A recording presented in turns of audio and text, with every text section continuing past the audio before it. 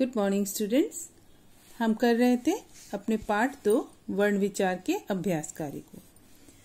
अब तक हमने ये प्रश्न कर लिए थे, बहुवैकल्पिक प्रश्न, फिर उचित स्थान पर अनुस्वार और अनुनासिक का चिन्ह लगाना सीखा हमने, फिर शब्दों में र का प्रयोग उचित स्थान पे करना सीखा, संयुक्त व्यंजन से 2-2 शब्द बनाए और द्वित्व व्यंजन से भी 2-2 शब्द बनाए।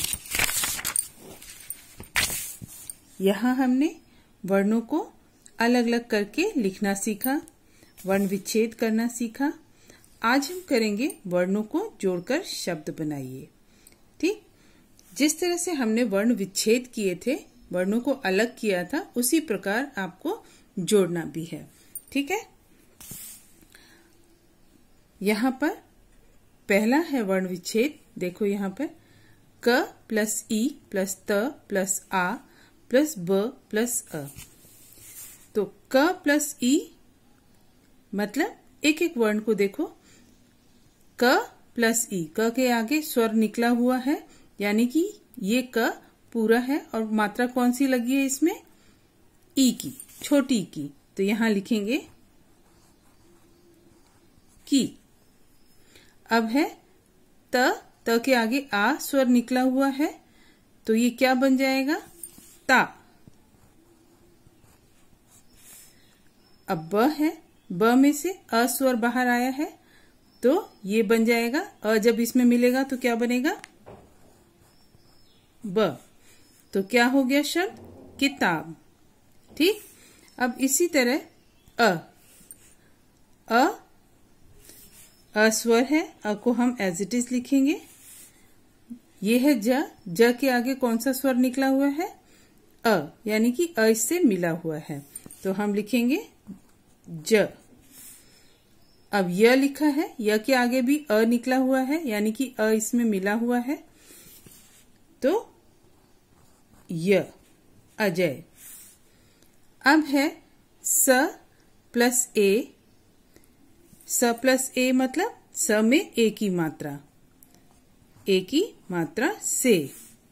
व में से अ स्वर बाहर है, तो बनेगा व। अब अ इसमें मिल गया तो व बन गया। अब क से अ बाहर है, वापस अगर इसमें मिल गया तो क्या बन जाएगा, क। ठीक है, से व क।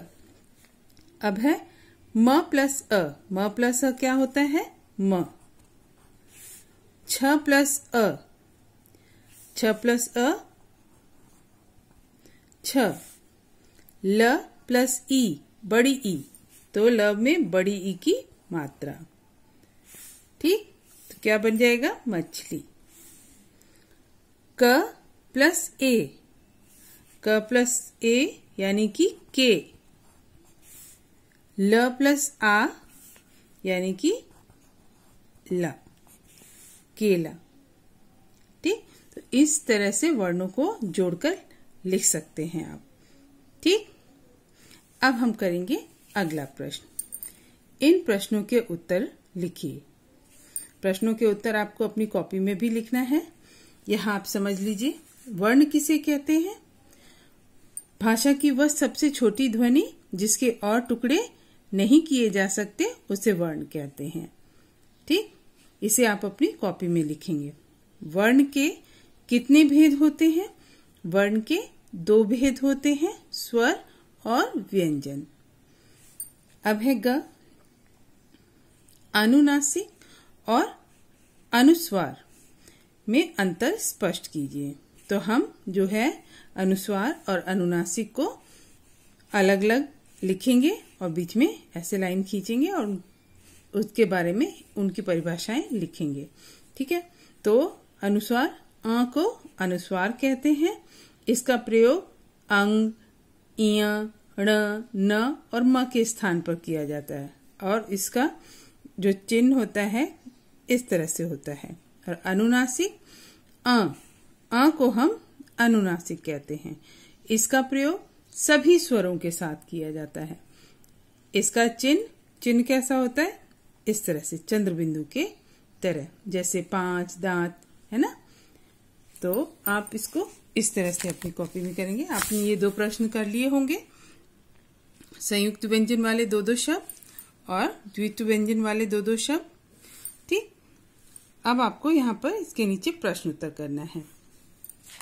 इस तरह से आप प्रश्न उत्तर लिखेंगे। ठीक है, अनुस्वार और अनुनासिक। अंग को अनुस्वार कहते हैं, अ को अनुनासिक कहते हैं। इसका प्रयोग अंग, य, ण, न और म के स्थान पर किया जाता है और अनुनासिक का प्रयोग सभी स्वरों के साथ होता है। इसका चिन्ह इस तरह से है और अनुनासिक का चिन्ह इस तरह से होता है।